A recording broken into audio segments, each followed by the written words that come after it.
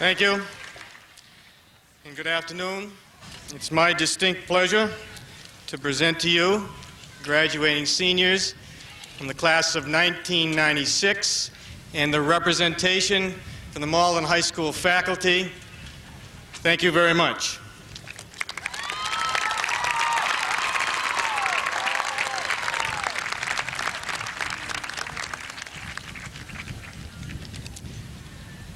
Would you please rise and join in the singing and playing of the national anthem by the Malden High School Band and our concert choir.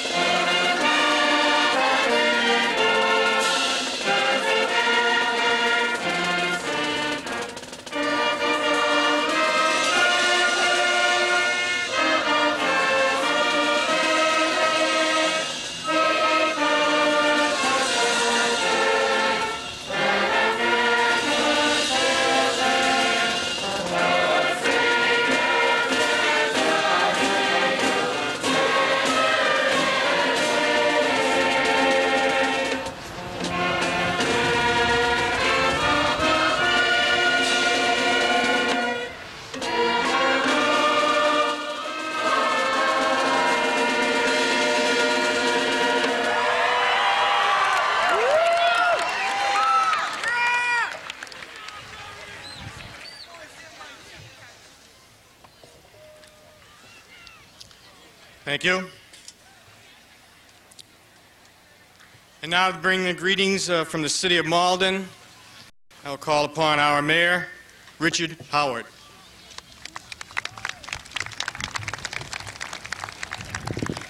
Thank you, Mr. Wright. Fellow elected officials, school department officials, graduates, parents, family, and friends. As a graduate of Malden High School class of 1970, I'm delighted to return to McDonald Stadium today to share in the celebration of this memorable day in the lives of the members of the class of 1996. I bring the greetings of the city of Malden to this occasion. Your teachers, administrators, public officials, the members of your families have all watched the course of your academic careers as you journey toward today's concluding event, graduation. You are now a link in a great tradition. You should be heartened to know that there are thousands that have gone before you. Many have achieved great success in all fields of endeavor: public service, medicine, education, entertainment, electronic media, research and development, athletics, and armed services are all areas in which Malden people have excelled and made important contributions. As you begin your journey beyond high school and beyond Malden, you will come to find from those you come in contact with that Malden is one of the few communities with an identity that extends far beyond its region. There aren't a lot of frills associated with living in Malden, but invariably, I think you will find that Malden is a community with people who have traditionally made sacrifices so that the generation coming after will have the opportunity to better itself. I know that the parents and families of today's graduating class can see this tradition in operation today. I hope that today's graduates will participate in the tradition in years to come. Those of us in city government believe that the years ahead present exciting times for the city of Malden. In 1997, we hope to begin the construction of 5 new state-of-the-art elementary school facilities.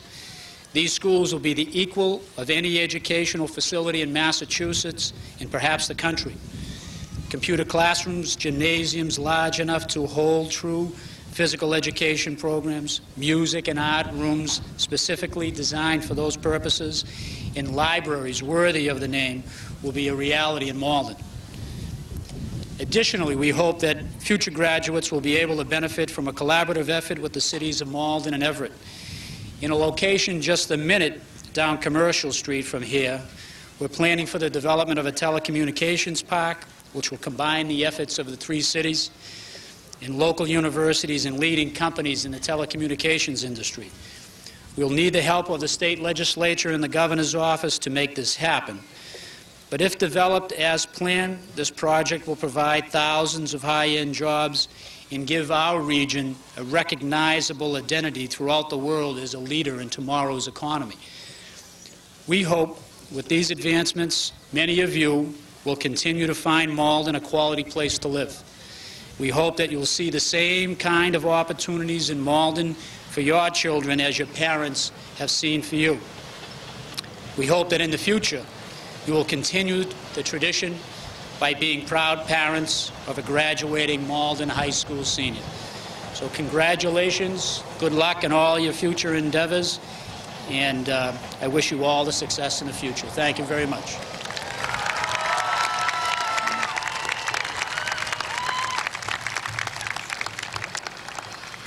Thank you very much, Mr. Mayor. And now to bring the greetings from the Malden School Committee, I call upon one of its members, Mr. Christopher Fallon.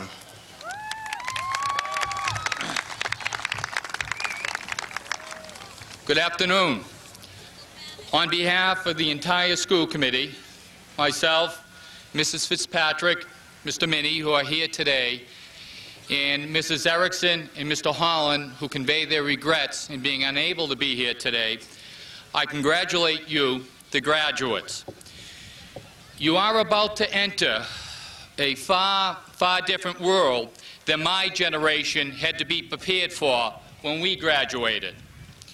Even though you may not have to be prepared for a draft to fight a war in Vietnam, and I wonder how many of these graduates today know how a draft works, your challenges are no less significant. And having watched these individuals over the last 4 years grow, mature, and adapt, I am optimistic about the future of our city and of our country. Ladies and gentlemen, there are leaders today among us, and they are sitting behind me dressed in blue and gold. But I want the students today to know that they are not the only ones graduating. Those people who are in the stand today, your parents, your guardians, your employees, your teachers, your neighbors, and your friends, they are all taking this gigantic step with you today. They have poured into you over the last umpteen years their knowledge, their values, their morals, not to mention their money, their laundry detergent, and their Big Macs. They have been listening to your loud rock music. And by the way, your music will never approach the greatness of the music that I graduated to.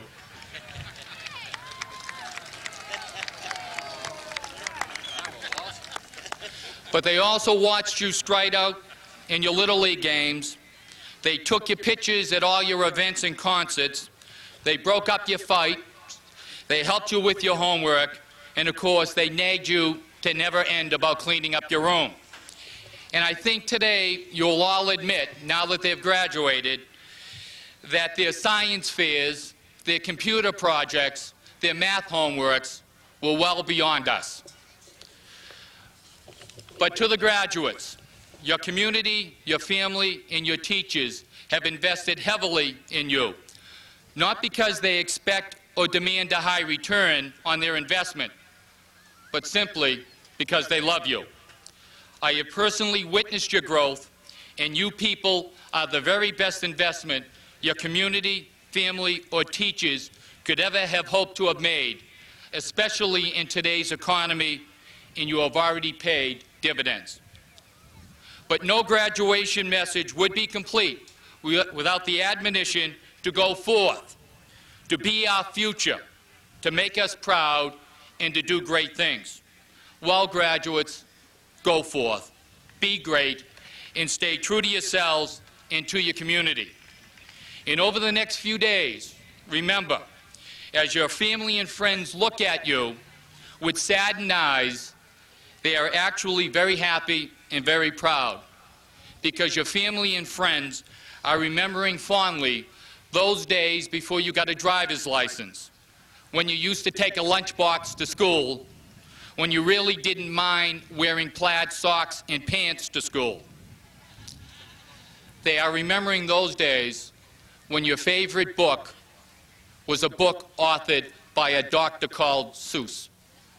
So, graduates, today I leave you with an excerpt from Oh, the Places You'll Go, written by Dr. Seuss. And that excerpt goes like this. You have brains in your head. You have feet in your shoes. You can steer yourselves in any direction you choose.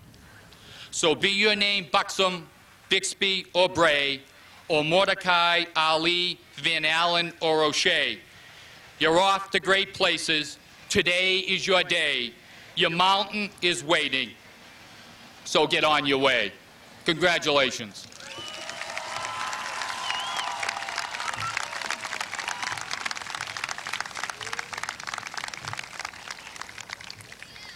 Thank you very much, Mr. Fallon.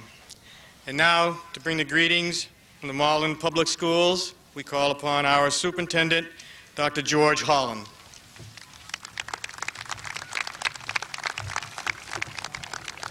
Thank you, Mr. Wright. Mayor Howard, members of the school committee, other platform guests, family and friends of this year's graduating class.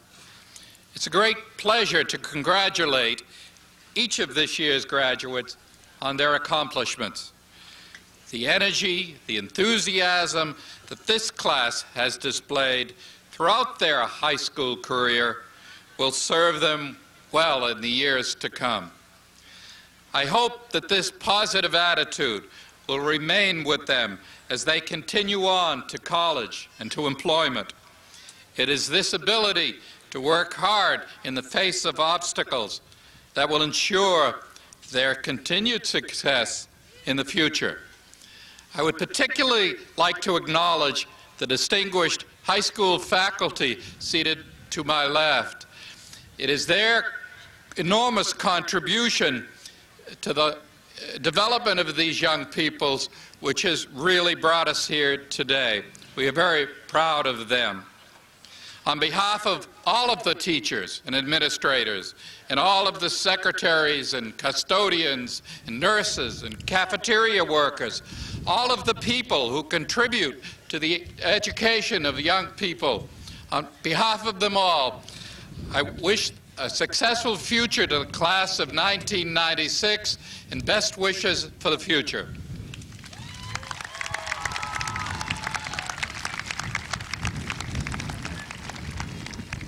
Thank you, Dr. Holland. And now, a great pleasure to introduce the third academically ranked student in this graduating class for the oration, entitled, Who Am I? We call upon Marina Doctor.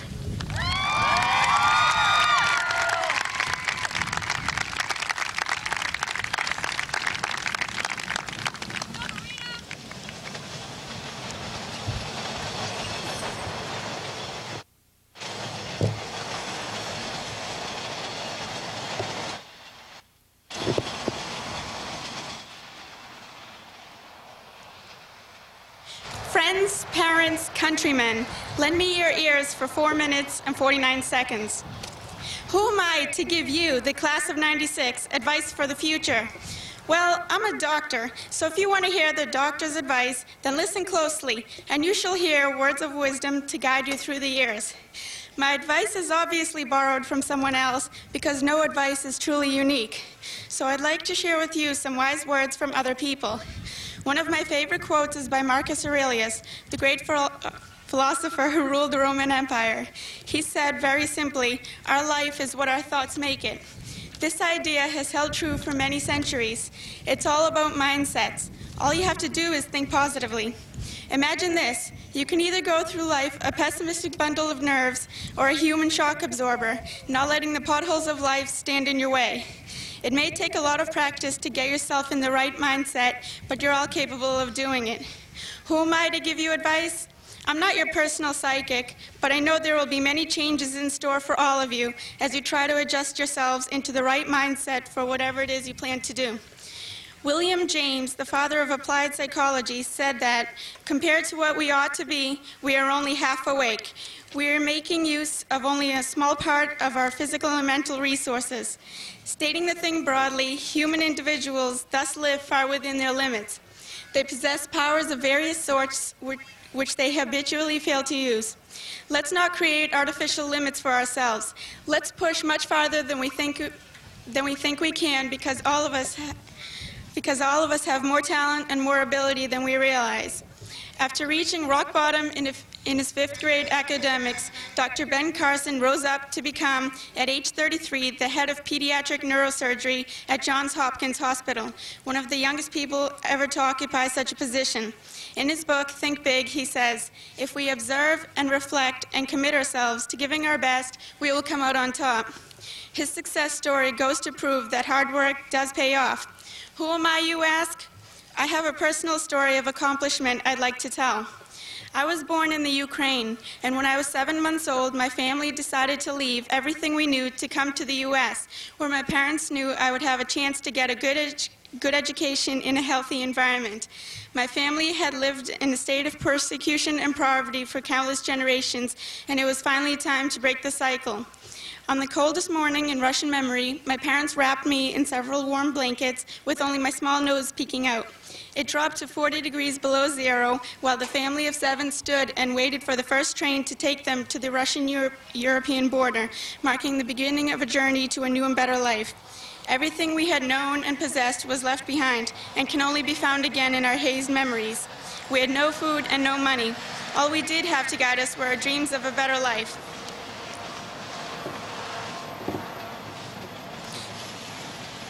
Many sleepless nights later, we arrived in Austria after traveling through Poland and Czechoslovakia. We had to stay in a 3-room apartment with 15 other strangers, who occupied 2 crowded rooms. It was so cold that my mother had to keep checking me to make sure I was still alive and didn't freeze to death. Cold cement floors, frost-covered walls, and broken windows from which drafts of icy wind flooded into the room all tried to destroy our hopes and optimistic visions, but they didn't.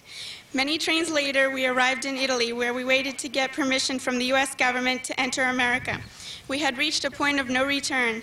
We had come too far to look back at the life left behind. That life of hardship was gone, and we weren't about to lose hope. I took my first steps in Italy. My next steps would be on American ground on May 1st, 1979. Our journey had been a very long and painful one, every minute of which was a struggle, but our pains were finally coming to an end. Who am I? I'm the first generation of my ancestry to live free in the U.S. and have attained far greater success than I could have in the Ukraine. The point of my story is this. If I overcame life-threatening struggles, you can certainly face the many struggles life will deal to you. With enough determination, you can also reach your dreams despite difficult circumstances. In the words of America's 16th President, Abe Lincoln, if you never try, you'll never succeed. Who am I? I'm a young woman who will continue to try, and if I fail, I will try again. My goal is to succeed. I will conclude with one last quote. An anonymous philosopher once said, "All that I can, I will." If you think positively and don't put limits on your own abilities, you will reach new heights in your achievements. Let me ask, who are we? Well, who are we? Today we are Malden High graduates who, if we pursue our dreams and try to attain our goals, will accomplish unbelievable successes and previously unimagined excellence. I'd like to thank my parents, grandparents, other family, friends, and teachers who are my foundation for growth in mind and being, and who always supported and encouraged me to be ambitious in all my endeavors. Thank you.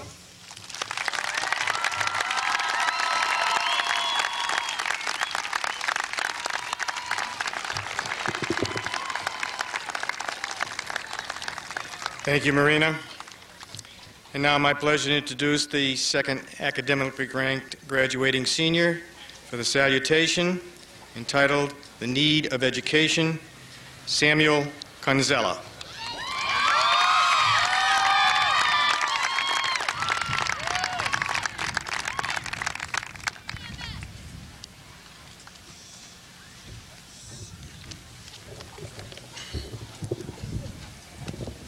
Well, first of all, I'd like to thank you all for showing up here today. Mom, Dad, and friends, and all of you. I know I'm sure you'd much rather hit the beach right now, but thank you. We all appreciate it. And also, I'd like to take this opportunity to say thank you to true teachers in Malden High, like Mr. Hines or Ms. Nagel, who still teach for teaching's sake. It's teachers like you who made it possible for me and probably many other seniors out there to be here. And well, here we are. We came here to celebrate the end of our high school education. And this means that we are educated, at least according to some standards. We've been going to classes every day for the past 12 years of our lives, and for some of us more than that. Why? Well, some say because my mother made me, others because it's a state requirement, and yet others claim that they came to high school to get education. But has anyone actually stopped for a second to consider what is education and what possible value can it bring to our lives? Well, education in Latin means to lead out of. For example, to lead out of darkness or confusion. It is the gaining of knowledge through a gaining of knowledge or skill through a learning process. This definition encompasses two facets of the word: to gain knowledge and to gain skill. Gaining skill means being prepared for work and getting training for work. And we use that to get a well-paying job and be successful in life materially. The most important purpose of education, however, is not to train us for a job, even though it is commonly confused as such. The gaining of wisdom is far more important. Since our birth until the present, we relied on our parents and other adults in our lives for basic guidance and direction. They have taught us how to live, how to behave, how to intertwine and cope with others, some kind of a moral code, and also many other important aspects of life. We've been really blessed at the age of 5 or 6 when teachers appeared in our lives, and they also tried to raise and direct us. They broadened our perspectives and expanded our development. Now at 18, we are the young adults graduating Malden High, and as everyone understands, we know everything, and we know it better than anyone else. But today, we're going to leave our teachers and parents behind. They won't be there for us anymore. Therefore, we'll need a new parent or a new guide to show us how to be successful in this real world we're about to enter. Where can we find such a guide? Well, it is our education and the knowledge which we receive through it that will lead us to success more quickly and more accurately than any parent or teacher ever could. However, true education is very hard to receive today and hard to find also. Let me illustrate why. Consider a Platonic theory. Imagine a big cave inside of which there are prisoners, and they're chained in such a way that they can only look in front of them at a wall. Behind them there is a road, and behind the road there is a big bonfire, so that anybody moving along the road or any object moving along the road is casting a shadow on the wall in front of them, so that for their entire lives they have only seen the shadows and never the real things. Now imagine that one of them is released. He would come out and look at the sunlight. He would be told that what he used to see was so much empty nonsense, and what he was now seeing was the reality. Looking at the sunlight for the very first time would probably bring pain to his eyes, so he would have to gradually become accustomed to looking at the sun. And eventually, once he would be able to look at the sun, he would realize that it is the sun that controls everything in the visible world, and in a sense also controlled what he and his fellow prisoners used to see in the cave. Then he would reappreciate how lucky he is not to be in a cave anymore, where everything was illusory and distorted, and would prefer to be anywhere else in the world rather than the cave. Well, as everyone here well knows from their in-depth study of literature, the above illustration is the famous cave simile given by Socrates. This cave represents the school and the state. Often their representatives are the propagandists who color and shade the truth with illusion. However well-intentioned, this cave includes some ill-informed authorities, big businesses, book companies, and incompetent officials who hold the positions of power over our education. They are the ones who introduce programs such as the new math or the inventive spelling, which promote stupidity rather than critical thinking. Because of such programs, today's sophisticated education consists of matching column A with column B exercises, vocabulary tests, crossword puzzles, and true and false quizzes. Clustering, self-esteem, and social issues have replaced reading, writing, and arithmetic as the proper school goals. The darkness in the cave is the illusion created by some state committees or textbook publishers who indoctrinate rather than educate our new generations. The propaganda disseminated by some state school officials pretend to be educating, but who in reality are manufacturing robots instead of scholars. By pretending to be genuine in their attempts to provide education, they put people in darkness. And the prisoners inside the cave are the people who are being manipulated by this false educational premise and are credulous enough to believe in the propaganda. Education is the light coming from the sun. It is powerful enough to bring anyone out of the darkness or the cave. In the beginning of this intellectual ascent, the light will be hard to discern and may appear vague. After growing accustomed to it, however, its value will become so precious to us that we would rather do anything than we put back in the darkness. It allows us to see and feel the sun, which represents knowledge. Plato said that the ultimate purpose of knowledge is good. Therefore, once we will be able to clearly see the sun, we will be on the right path to happiness. This is exactly the purpose of education, to lead people to success by making them, not spell check or computers, capable of critical thinking, analysis, and distinguishing from between what is good and what is bad. The Sun of Truth will be our new parent and a new teacher, replacing the ones we leave behind today, except it will be more proficient, better, and wiser. Without it, a person is just another social security number lost in the darkness. Too bad we already have too many of those.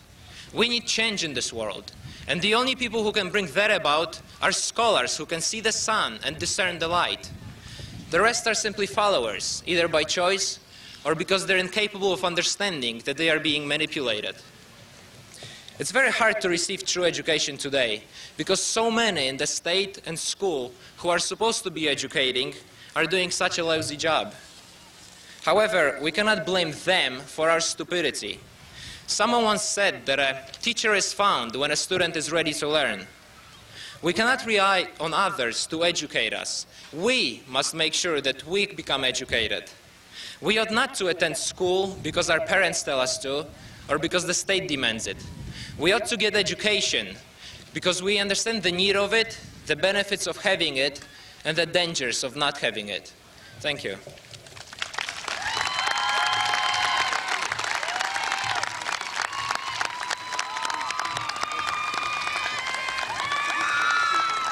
Thank you very much, Samuel. And now, we will make a presentation to the Malden High School Outstanding Graduating Citizen, who has, over the past 4 years, given of himself to the community at Malden High School. To make this presentation, I will call upon 3 members of our community who have also given of themselves not only to the City of Malden, but also to our public schools. And in order to present this award, I will call upon Representative James DePaula, former school committee member Salvatore Giannetti, former school committee member and mayor Mr. Thomas Fallon. This award will be given this afternoon to Mr. Jonathan Sahady.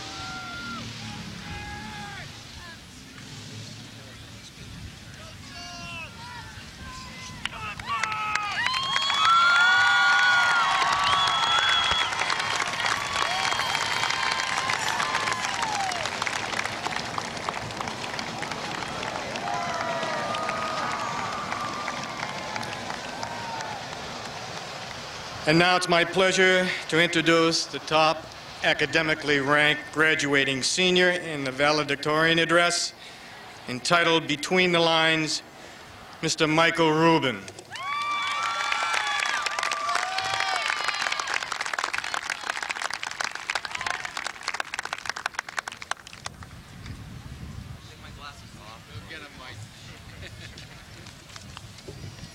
I think I'll take my glasses off for the TV cameras. Hi.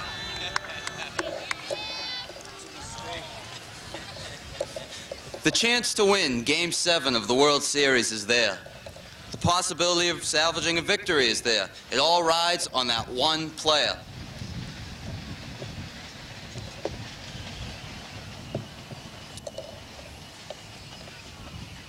Will Mo Vaughn step up? Or will Bill Buckner let the ball trickle through his hands? And there goes my page.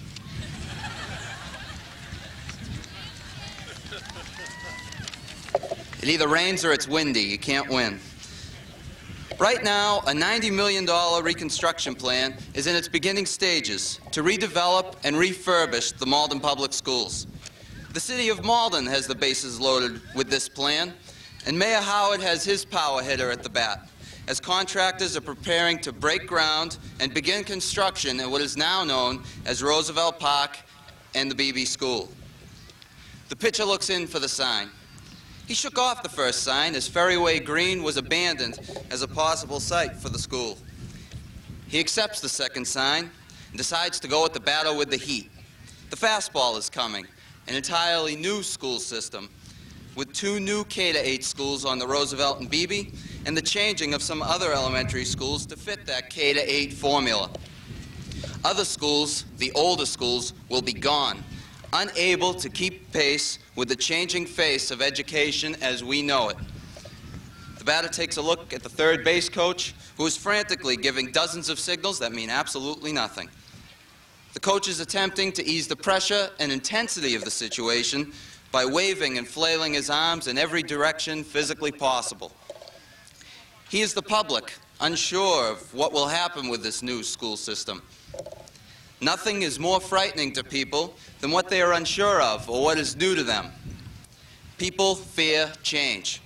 The coach, likewise, fears change in his scenario, as very rarely is a team in the World Series faced with a must-win, high-pressure situation. A changing school system is not something we should fear. Rather, it is something we should greet enthusiastically.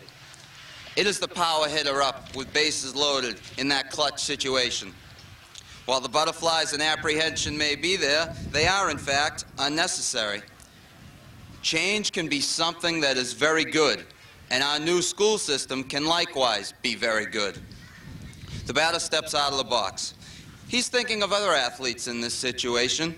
He could be Bill Mazeroski, hero of the 1960 World Series when he homered in the 9th inning of Game 7 to defeat the New York Yankees. 1960 brings to mind another local image, Mayor Walter Kelleher. Mayor Kelleher transformed Malden in the 1960s, taking full advantage of federal funds made available by President Kennedy's Urban Renewal Plan. Urban Renewal rebuilt Malden Square, brought teachers to the classroom, and refurbished the parks. Malden Square was abuzz with the shoppers heading into Jordan Marsh and Hardwick's, and our citizens were working at Cunningham Spice and Converse rubber factories. Malden was the all-American town. Kelleher, like Mazeroski, had hit a home run. Yet the other thought has to cross the mind of the batter, the thought of being Ted Williams, having but 3 hits in the entire 1946 World Series. The thought of being Carl Yastrzemski, popping up off Goose Gossage to end the playoff game played on the day I was born in 1978. The batter is a star and does not fail in key situations, and must realize that the chances of success are much higher for the batter than the fielder, as Bill Buckner or Rich Gedman would tell you of that fateful game in '86. The batter is nervous, and rightfully so. Nothing as innovative as this educational plan has ever come forth in state history. Yet the pitcher is equally nervous. His pitch comes at a time when a neighboring community has constructed a new high school, a new middle school, and a new elementary school complex. His pitch is coming at a time with loaded bases. State ed reform is transforming everything from what books students read in class to what they're eating at lunch. With changes being made to this various curriculum of the city and the changing times to fit the online world and global economy and all that other great stuff, this pitch must come to satisfy everything that is happening with the changing matters of education of the 1990s. Curriculum's on first, technology's on second, and time and learning's on third. Abbott and Costello would be proud. Semester courses, online education, what once seemed to belong in a Buck Rogers comic book is here. And the pitcher's pitch has to keep the base runners at bay as well as keep the batters on edge.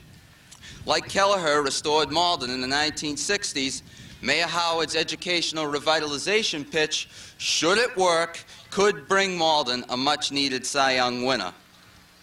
The batter steps into the box, and the pitcher toes the mound. There's no turning back now. The plan is in place. What is going to happen is going to happen. The coach has decided to stay with his pitcher to face the power hitter, and likewise, the other manager has not decided to pinch hit. In a couple of years, this may change. Our aging administration will, within the next 5 years, have retired. And the rookie phenoms, the new blood, will replace them. It is this new administration that will perhaps be more important to the city than the new schools themselves. With new, younger blood, the schools can cultivate its youth. Though the older generation does not necessarily lack charisma and vigor, they've had to play the game successfully for a generation or more. Many of our teachers are ready for retirement, the injured reserve, or the Hall of Fame. The younger people physically are in better shape. New instructors are needed to meet the media, endorse the new technologies, and take that extra base. If these new schools are in place and the wrong people are calling the shots, then what's the point? Also, if the people appointed to the positions are done so because of who they know rather than what they know, as has so often been the case, the new schools will fail. The batter is a great athlete, but without proper coaching, he will never realize that complete all-star potential. Worse, if the umpires crunch the strike zone into pea-sized proportions and change the existing rules of America's national pastime, the great game will die. Similarly, if the regulators of Goals 2000 interfere with the fundamentally sound educational system, change for change's sake must fail. The umpire that needs glasses and cannot make that ball or strike call is useless to the game and may hurt it more than help it. The sight must be there. For many students, the only exercise they get in phys ed class, even if that means chasing after a volleyball or hitting a ping pong. If our educational department's officials have their way, our students will be spending more time staring at a computer monitor. A society of proles predicted in 1984 by George Orwell cannot be very far behind. How many of the teachers, administrators, and state officials actually have the students' best interests in mind? When the state elected to put 990-hour school year in place, did they think of the consequences of 7 classes of homework? Again, the fan was neglected. The players' strike took away a total of 68 games per team, plus the playoffs and World Series, and the fans suffered. Ed reform at Malden High School eliminates study halls and forces students into a 7-class per day, per year schedule. It's brutal. Students leave school later, giving less time to practice sports and less time to work, as so many students must do, as I'm sure so many people know, to survive in today's world. Also, with 6 or 7 classes worth of homework per night, the grind of the student athlete or the student worker will be brutal. Again, the fan has been neglected. Education may be better, though, on a positive note. With more practice and more coaching, our students will be more prepared for SATs, achievements, and other entrance exams. Twice the subject material may be covered in the block period, and teachers can take more time to do different projects with students to reinforce the lessons, if the blocks are used correctly. More can be learned, and more will be learned. The pitcher is ready, and the batter has braced himself on his back leg, concentrating all his power on the swing. It must be done. How the two feel is inconsequential to the education. The pitcher rocks back, steps in the hole, kicks his leg, and throws the pitch. We won't know what happens at the end of this at-bat for a couple of years. If all goes well, Malden will be a city that the state, or even the country, will be talking about for years to come. The world title, which has seemed to elude our system since 1918, will have fallen in our hands. Will the plan strike out? Will it be a home run? Perhaps the Speaker of Graduation in 1999 or 2000 can give us some insight as to how Malden made out in its World Series. Today, I conclude my education in the Malden system. Today, with unlimited potential, the class of 1996 moves forward to achieve excellence. Malden High School, with a dedicated, highly qualified faculty, some of which is represented, has produced outstanding citizens, doctors, bankers, not banks, they're not that big, statesmen, and mayors. There are a few people that I have to thank before I finish this up. First, to Mr. Hines, I thought I saw you, forget about that. You helped me with this arduous process of writing this speech and getting used to speaking it, even if it was in front of an empty room. And I can't thank you enough for your patience. The teacher appears when the student is ready, as Sam noted earlier, and you have appeared to me. Also instrumental in the working of this speech, which I did write myself, don't get the wrong idea, was Miss Poore, who's seated on the field right now. I appreciate the time you have spent with me over the past couple of weeks and years, and your suggestions have always been helpful and have been more than adequate in continuing my education in the Malden system. To my family, what can I say? I'm fortunate enough to have all 4 grandparents here to witness this event. In each of your own ways, you have contributed to my education, be it through personal anecdotes and experiences or your ideas of life. I probably wouldn't be standing here without my brother's help either. Both of you were smart enough to keep quiet and stay out of my way when I needed to study or do my homework. As for my parents, well, what can I say about you? For 4 years, your undying love, devotion, and help have been the reason for my continued success. You instilled in me values and a work ethic that are second to none and can't be taught in the classroom. You would not let me settle for second place. While everything I did was for myself, as you so often reiterated, it would not have been possible without your occasional kicks in the behind. I cannot thank you enough for just being you. I know I've made you proud, but I only hope you realize how proud I am of you for being as great a pair of parents as you have been for me and my brothers. Tomorrow, our younger brothers and sisters will be part of this once great system. Hopefully, in 1999, my successor as valedictorian will be able to greet you, the assembled graduation audience, with a message of World Series victory. Thank you.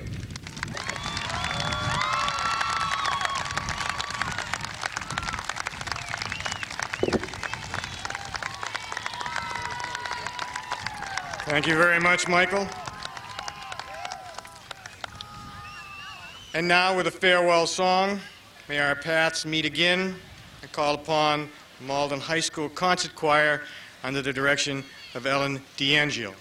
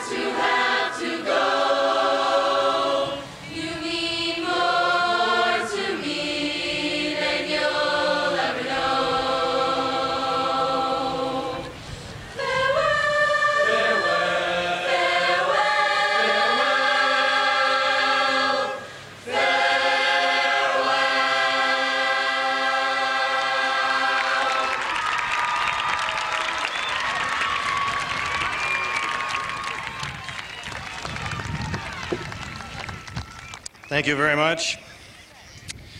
And now, a tribute to Duke Ellington, played by the Malden High School Band, under the direction of Mr. James Bless.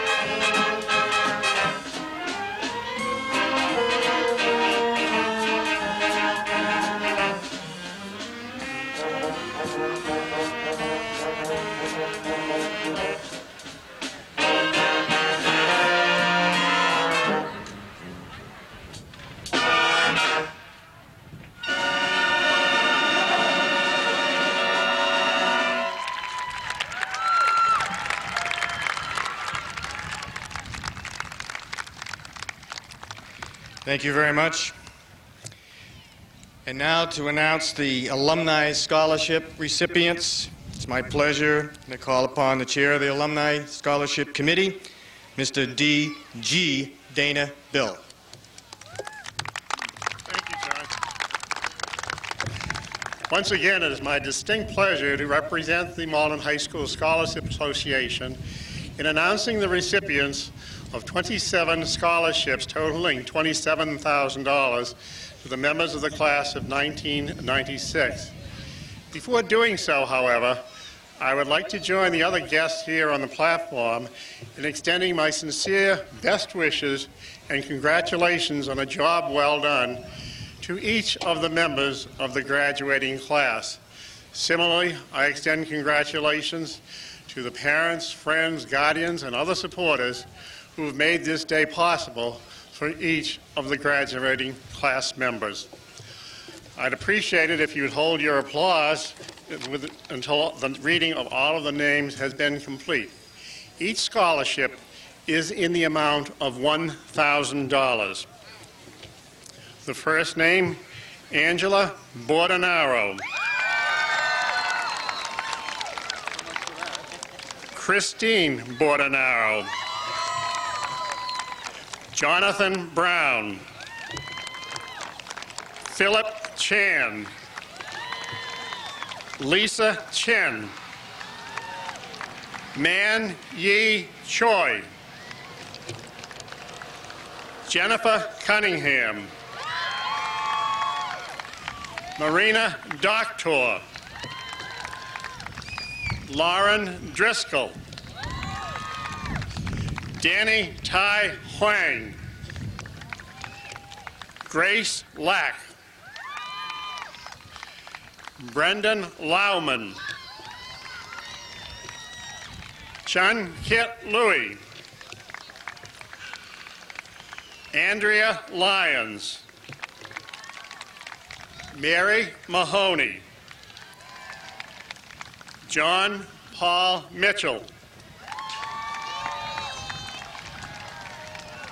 Dino Ratasoni. Kimberly Reardon. Michael Rubin. Jonathan Sahadi. Angela Sholov. Nicole Taglieri. Daniel Tengtratul. Tai Thai Tran. Lisa Yuan. There are two additional scholarships, each in the amount of $1,000. One is the recipient of the Patricia A. Barris Award. The late Patricia A. Barris was an outstanding graduate of Malden High School and is similarly an outstanding member of the community. Her early passing was a great loss to all of us. The recipient of the Patricia A. Barris Scholarship Award is Michelle Cronin.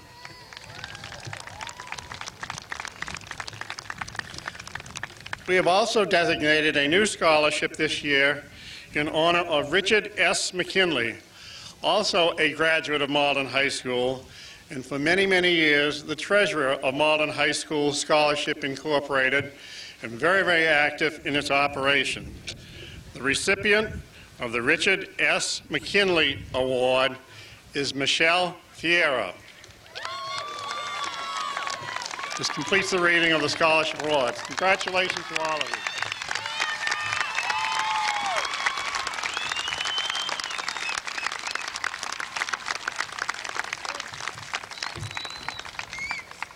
Thank you very much, Mr. Bill.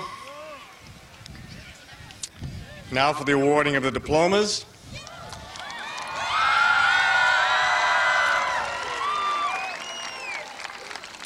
We call upon the chair of the Malden School Committee to present the diplomas, Mrs. Eleanor Fitzpatrick. Mrs. Fitzpatrick.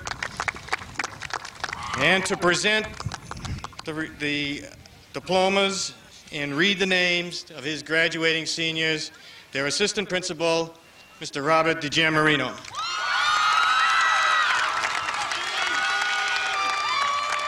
Thank you.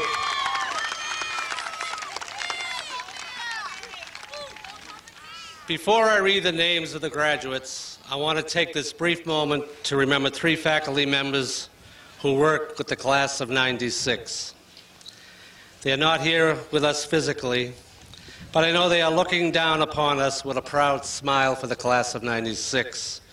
Patricia Mahoney, John Bernardi, Don Brunelli Jr., we all miss you.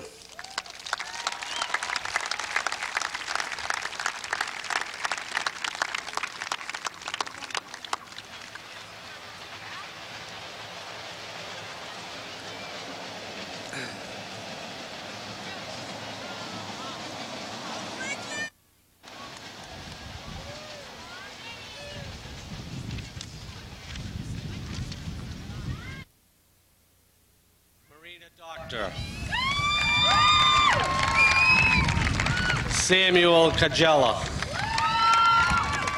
I know it. Michael Rubin. Michelle Ferrara. Christine Bordenaro. Lindsay Richmond. Tai Chi Tran. Bridget Ellen Fallon.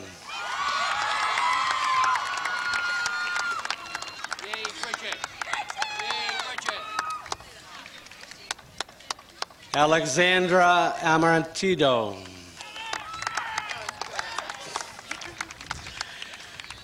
Joseph Angeletta. Peter Antonetti. Jessica Arredondo. Matthew Arsenault.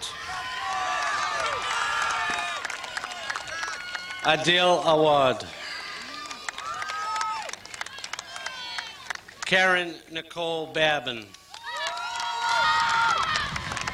Kimberly Ann Babin. Dennis Bacchus. Teresa M. Baker. Joseph A. Belletti III. Keith Berry. Beth Black. Scott Blumsack.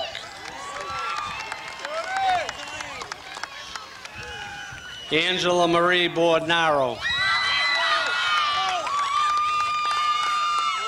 Barbara Bousquet. Dushi Bousquet. All right. Melissa Marie Bodie.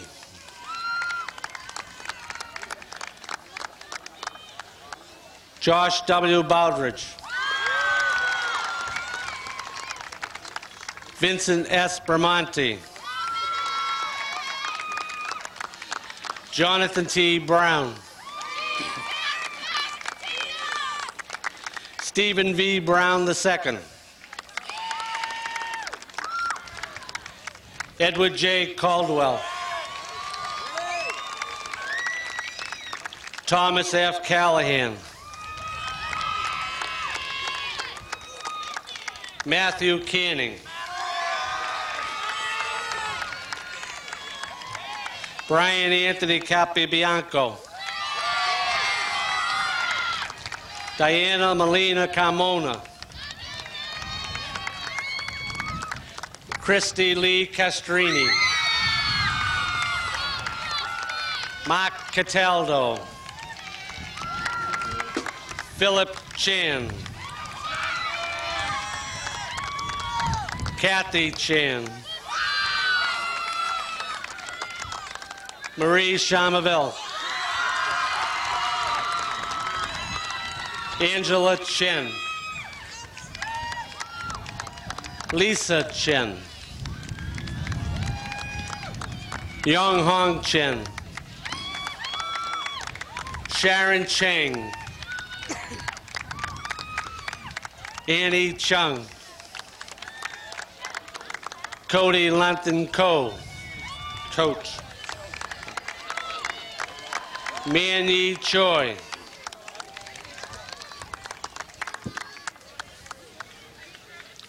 Ji Sun Chung.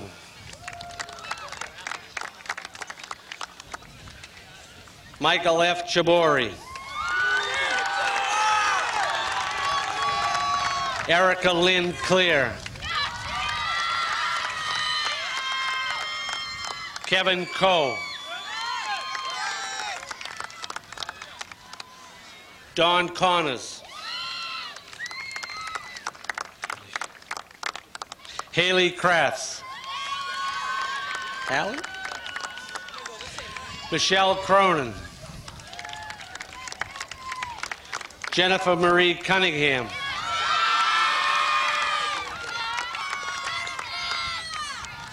Noel M. Kiskuna. Sean Daly.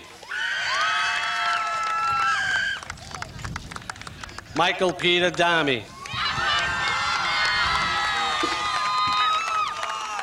Paul E. Daniel Jr.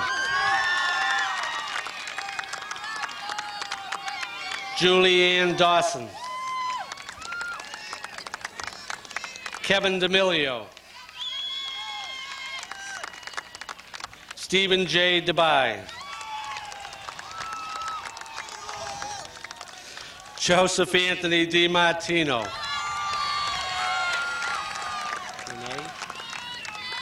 Melissa Renee DeRosa. Paul Michael DeVincentis. Eric Thomas DeCesare. Lisa Marie DiGirolamo. Jamie Lynn DePaula.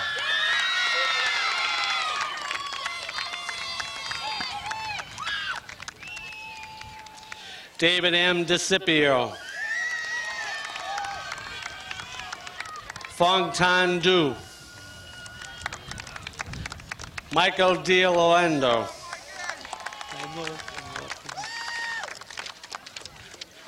Brian Patrick Doyle. Michael David Doyen.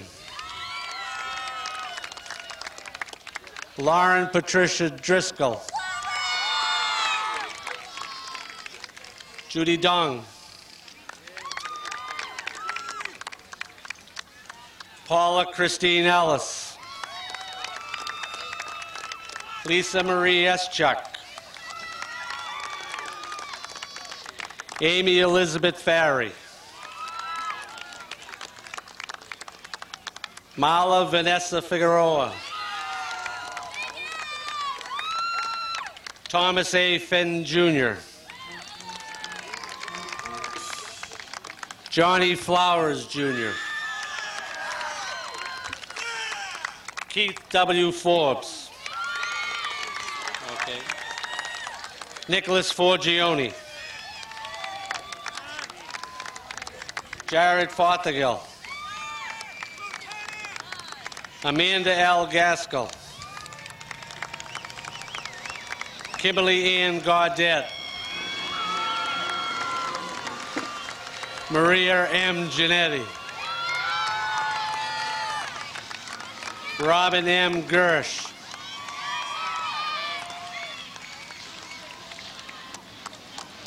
Robert A. Gisnaldo.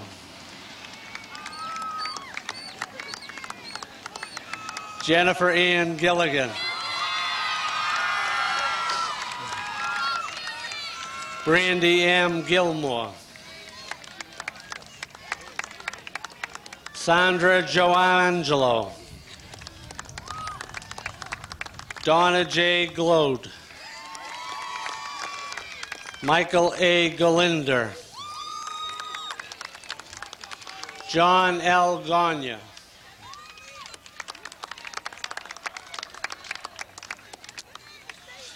Camilla Golisano.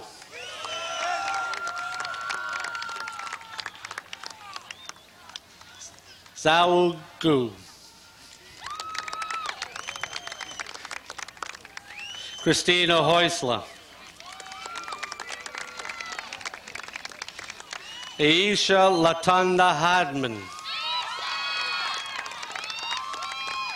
Justin K. Hopper.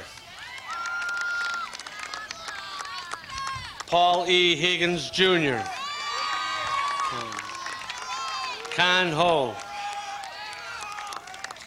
Cafe Ho.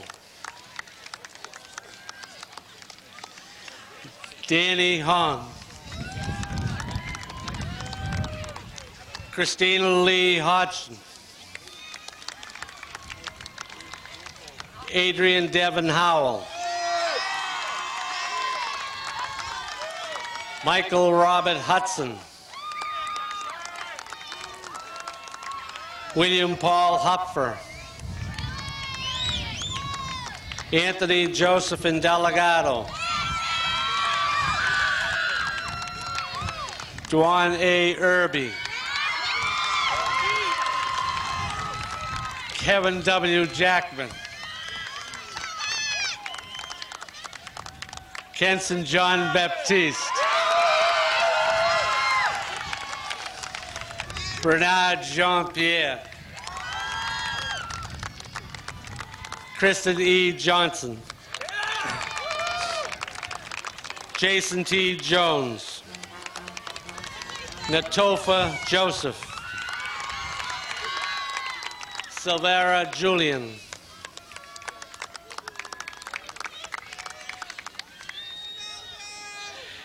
Nitu Kent. Stephen King.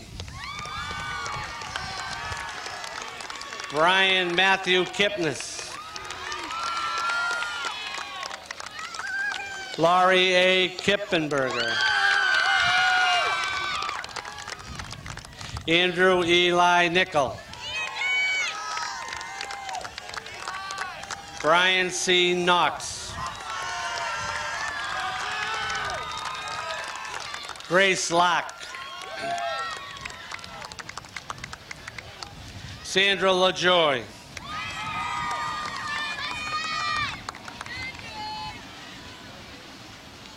Richard M. LaMonica Jr.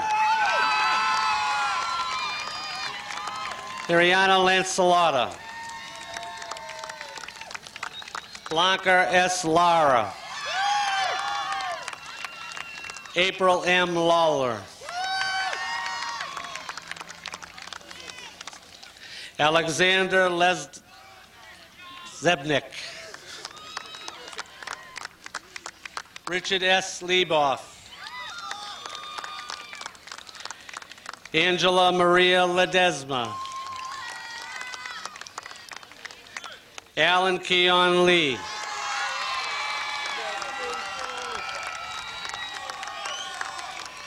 Robert Anthony Lee.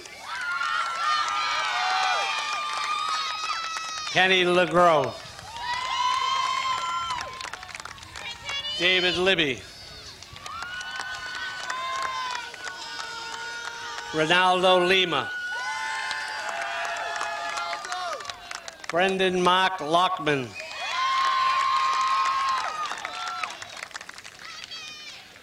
Chunkit Louis. Yu Lin Long. Feng Li. Andrea Marie Lyons. Melissa Lyons. Kwang Wan Ma.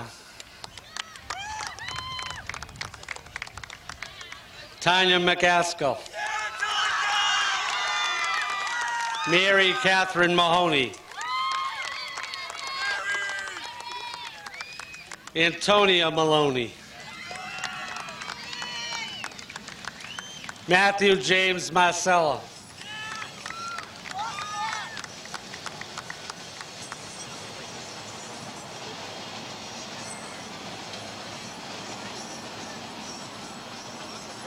Christina Maquato.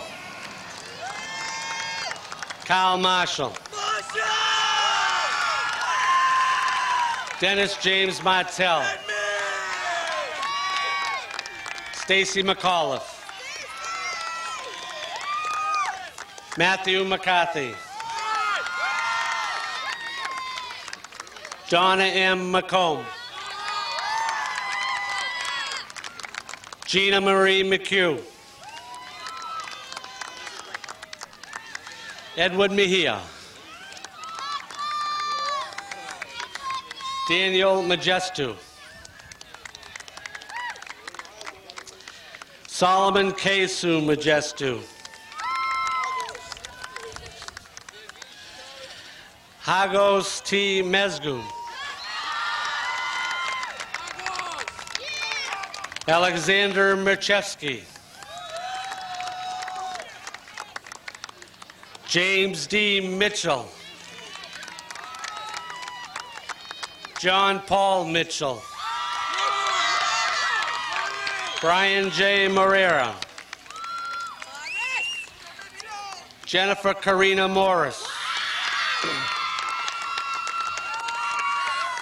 Pamela Lynn Mullen. Stephanie Marie Mullen.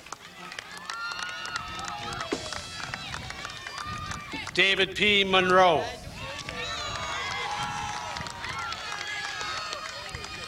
Maria A. Mustoni. Carrie L. Nava. Mai Ling Ning. Chow No.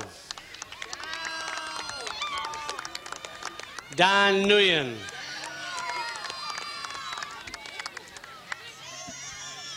Hang Nguyen. Kay An Nguyen. Fong Tu Nguyen. Tan Tram Nguyen. Tao Nguyen. Tu Nguyen.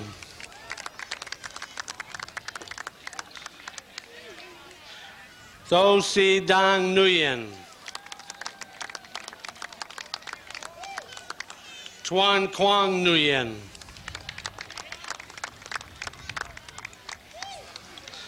Bao Viet Nguyen.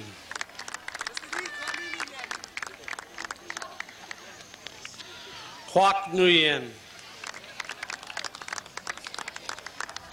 Tai Nguyen. John J. O'Brien. Oh, sorry, JJ. Kevin O'Neill. Clara C. Ortiz. Jennifer Otterson. Sane Ochoda.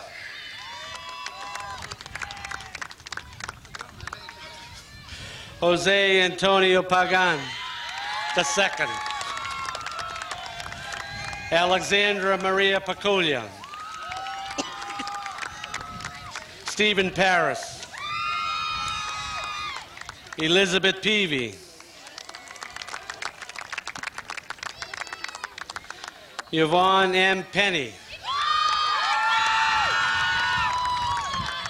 Michael Pereira. Jeffrey H. Patrician. Wen Pham. David Fu.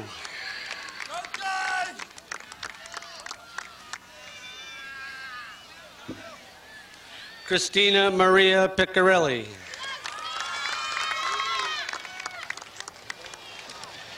Kay Polk. Heather Pontifex. Melissa A. Potter. Dino S. Radisoni.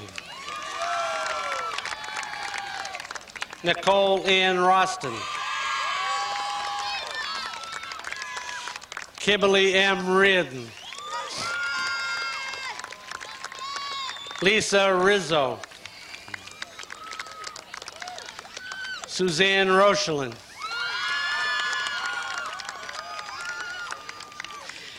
Avalera Rodriguez.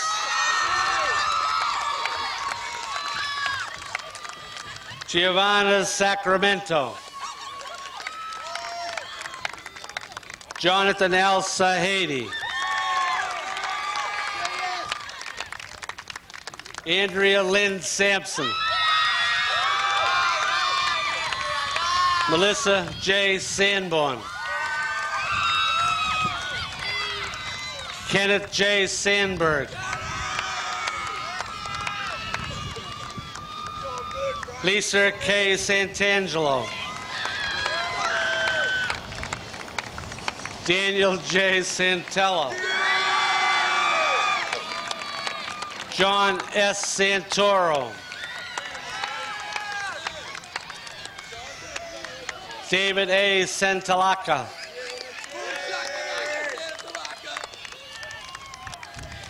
Angela Shuolov.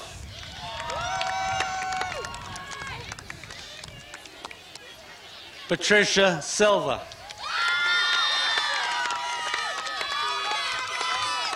Jamie Sipple. Vivian Sue. Brian D. Smith. Stephen Henry Smith.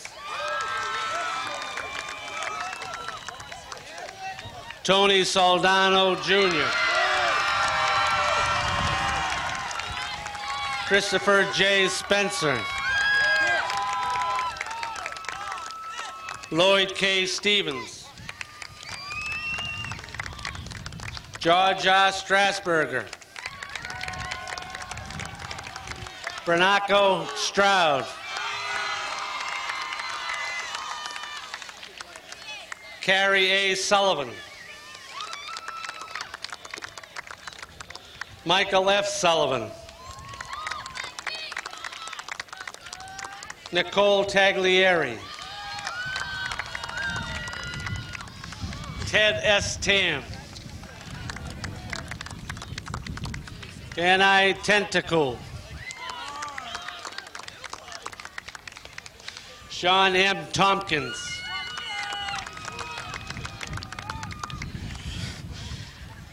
Sylvia Agnieszka A. Tomsak. Dan T. Tong. Gia Luntong.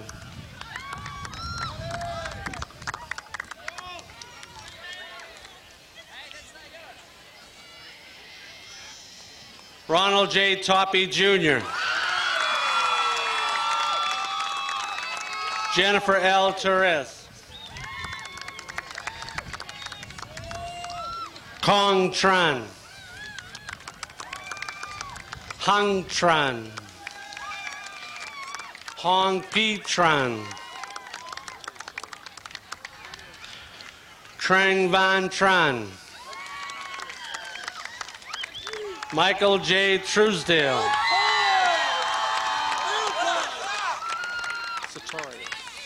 Satoria Santulis.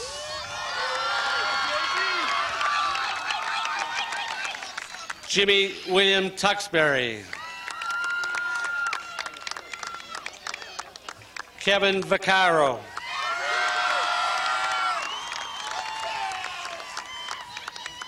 Jacqueline Valencia. Melissa A. Valley. Maria J. Velasquez. Michael A. Vinette. Fong Ti Vu.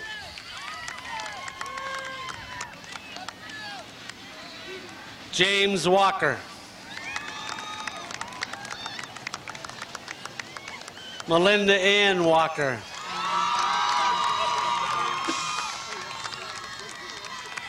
Joseph Walklet.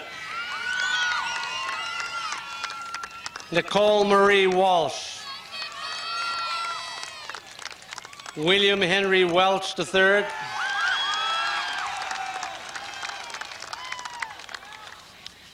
Shanna Marie Westerman.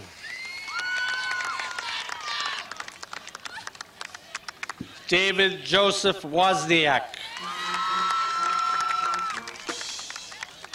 May you see. Lisa C. Ewan.